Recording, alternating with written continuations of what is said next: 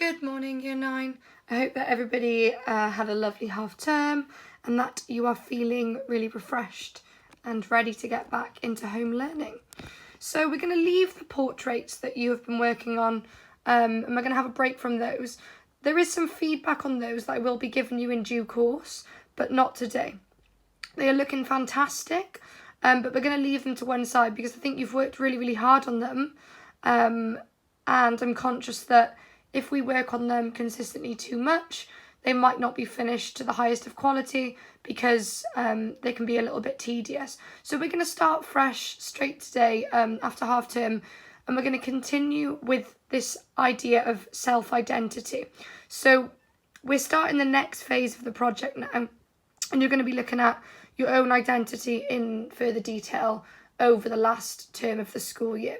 So as you can see in front of me, I have a series of visual mind maps displayed.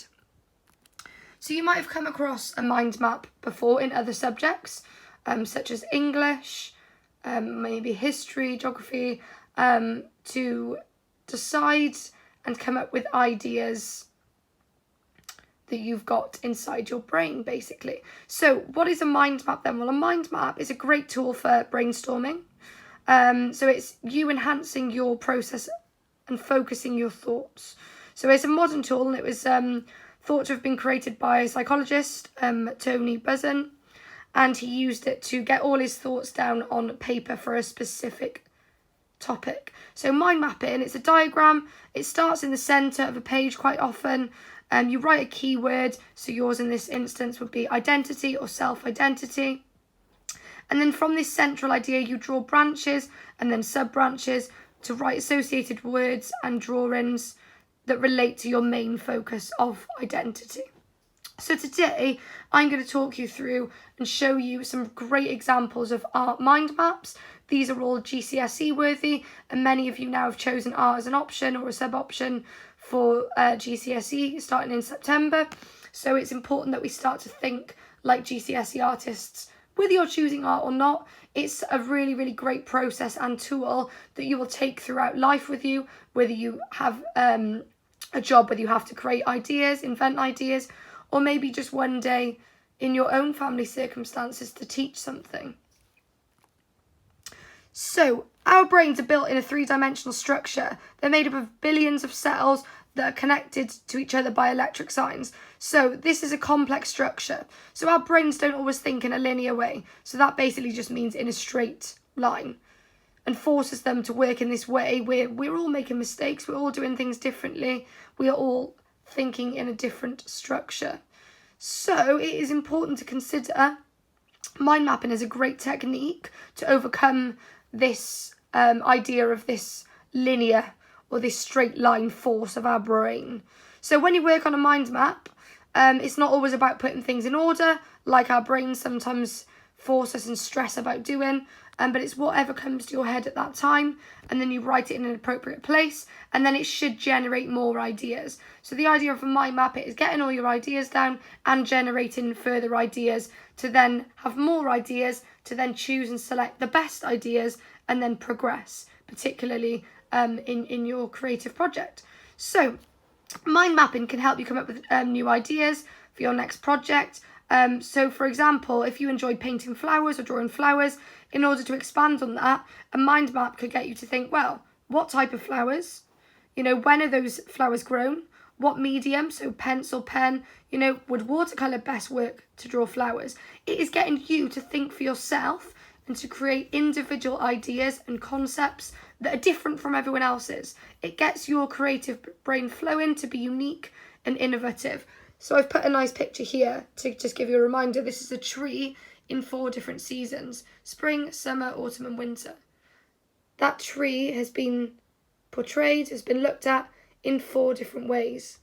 And a mind map might help you generate that thought process. So you're going to look at a mind map and create your own today based on identity. So your main task today, once you've completed the Connect, which you'll find in this PowerPoint, your activate is obviously learning about the mind map, and then your main task that you will look at, your demonstrate, will be to create your own mind map. I've put some prompts on here because I want you to think about your own identity. What makes you you? Where is home for you? What are your characteristics? Who are you? What hobbies do you have? What food do you like to eat? What are you like as a person? What music do you listen to? What clothes do you like? Maybe your favourite TV show, your sport that you play, an activity, and your favourite subject. This is not only getting you to think creatively in an artistic way, but it's starting to help you think about your future and who you are as a person, to be able to start to think about things like career paths, job prospects.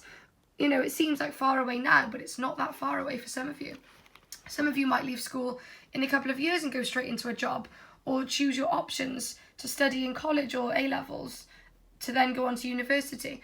But this is a really, really great process, not only for art, but in all of your subjects, that will help you think about you as an individual. So what makes a great mind map for art? As you can see, I've just written some notes and questions that I want you to use as prompts. You don't necessarily need to answer all of them, but it's just some prompts for you.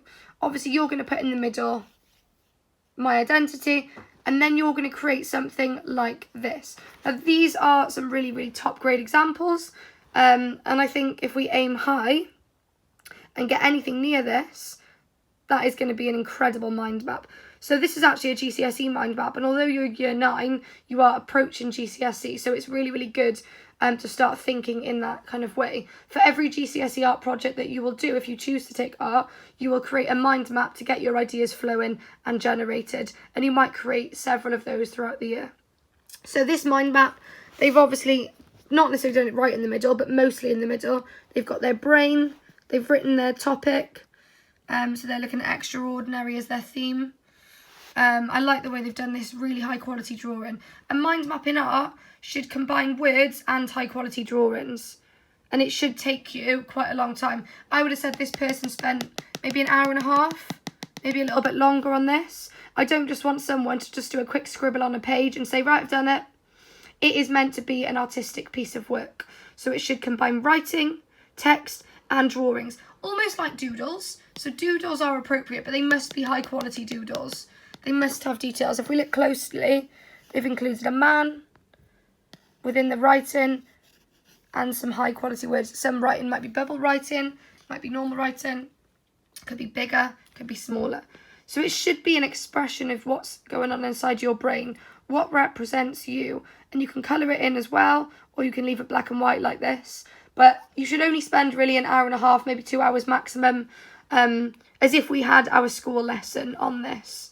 So your lesson is Thursday today. You should spend around maybe an hour to 2 hours. But the longer you spend on it, the more chance of higher detail and quality that you're going to be able to achieve. This is an incredible example. This was one of the top grades at GCSE I saw from one of my students previously. And they've really thought about this concept. So it might be you just do a quick draft of one before you start doing it. And then you really, really progress from it. But it should be, you know, a drawing and piece of writing.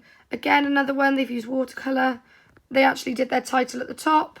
You could still do it in the middle, but they've made smaller connections throughout.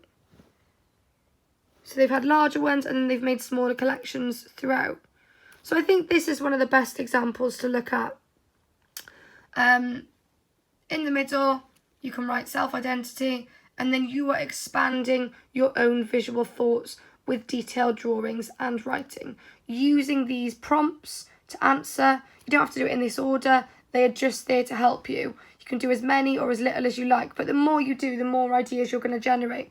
So for example, so if I wrote where is home, I'm originally from Wales, so I might draw the Welsh flag. I might draw some iconic symbols of Wales, such as a daffodil. That might then lead into me looking at natural forms, flowers. Flowers make you happy. That might then enable me to look at mood. And I might draw loads and loads of little drawings and writings that branch off. So I might add another arrow once I've written that branches off like they've done in this one. So another artist that you could have a look at, I found this, someone's been doing a lockdown journal in quarantine. So this is an artist, a British artist, Oh, sorry, she's not British. She is American, but she shared it with us British artists. So her name is Sandy Darden, and online she's done some incredible lockdown journals, and that's something you're going to be having a look at. So if you do want something extra to do today, that is something, again, that you can have a look at. But I want you, overall, your demonstrate is to create a visual mind map. You could do it on an A3 page and branch out if you want more paper, or you could just do it on an A4 page as well. If I was to get started now, I'm going to do mine on A3. I'm going to just write in some bubble writing my identity. It can be as fun, you know, or as simple as you like. Really start to think about the style of art that you like to produce.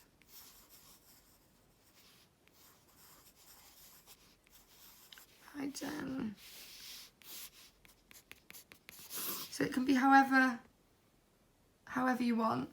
And then I'm going to just start branching out ideas. So I could write home. I might draw, you know, a house.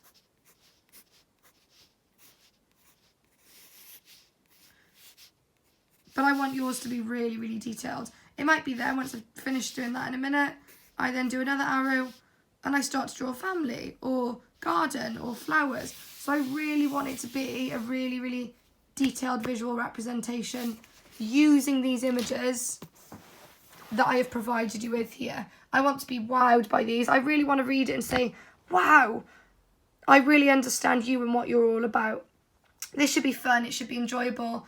It should be dedicated to you and your surroundings and the artistic style that you enjoy doing. So use everything that I've given you here to help you. Take inspiration from all of these images I've provided. If you type into Google visual art mind map, there's hundreds and hundreds. Also on Pinterest, P and then the word interest online is a great source for art research. But this is you now becoming independent in your creativity. So spend around, I would say, an hour and a half to 2 hours on this task. You know, it could be that you draw a face and use your own face as a focus. But I want you to just be really, really creative. So hopefully that is clear. Please make sure you submit your work carefully and on time today. I'm still seeing some people not uploading their work when they think and they have. If it is not saving or you go back and it's not there when you've uploaded it, please just send me an email with this task on today. If you get this done and you want something extra to do for the week, a task that you could do is create another celebrity portrait of your choice. But I actually think that this task in question, like I said, should take you a couple of hours to get done well. And you can do it on A3 or A4. I would love to see some really, really high quality outcomes. I think that's it. Have a fantastic week, Year 9. Take care. If you need anything, send me a message via email or show my homework. Have a fantastic week. Thank you. Bye.